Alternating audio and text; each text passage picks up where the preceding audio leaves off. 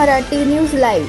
आमच्याकडे पोडगीची एक कारवाई आली, ज्याच्यामध्ये एका महिलेनं पतीविरुद्ध 30,000 रुपये मेंटेनन्स मिळावं असं म्हणून ती कारवाई केली होती। मी त्याच्यामध्ये हजर झालो। न्यायालयाने दोन्ही पार्टीला, पतीला आणि पत्नीला, तुमचं उत्पन्नाचं काय साधन आहे हे शपथपत्र आधारे दाखल करण्यासाठी सांगितले। शपथपत्र न्यायालयामध्ये सत्य दाखल करणं अत्यंत आवश्यक आहे, अन्यथा त्याच्यामध्ये 3 वर्षाची शिक्षा होऊ शकते।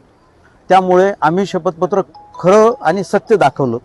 महिलेनं शपथपत्र दाखल करताना तिनं न्यायालयापासून तिची संपत्ती लपून ठेवली आणि तिच्या नावाने 3 एकर शेती असताना तिनं 3 एकर शेती हे न्यायालयाच्या शपथपत्रामध्ये लिहिलेली नाही। त्यामुळे आम्ही जे न्यायालयामध्ये युक्तिवाद करताना सांगितलो की शपथपत्र न्यायालयामध्ये जे मागितलं जाते सुप्रीम कोर्टाच्या आदेशानुसार त्याच्यामध्ये मागितलेलं आहे आणि त्याच्यामध्ये शपथपत्र खरं देणं अत्यंत आवश्यक आहे। परंतु ह्या महिलेनं खोटं शपथपत्र दिलेलं आहे।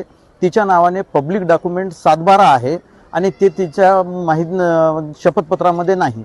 न्यायालयाने तिच्या विरुद्ध ताशोरे ओढले आणि तिला शपथपत्र खोटं का सादर केलं म्हणून तिचे जे आहे पोडगीचा दावा जो आहे तिचा अंतरिम पोडगीचा दावा रद्द केला। असे हे प्रकरण किती वेळेस नांदेड कोर्टामध्ये घडलं किंवा माझ्या माहितीनुसार हे नांदेडमधलं नाही, महाराष्ट्रामधली पहिली केस असेल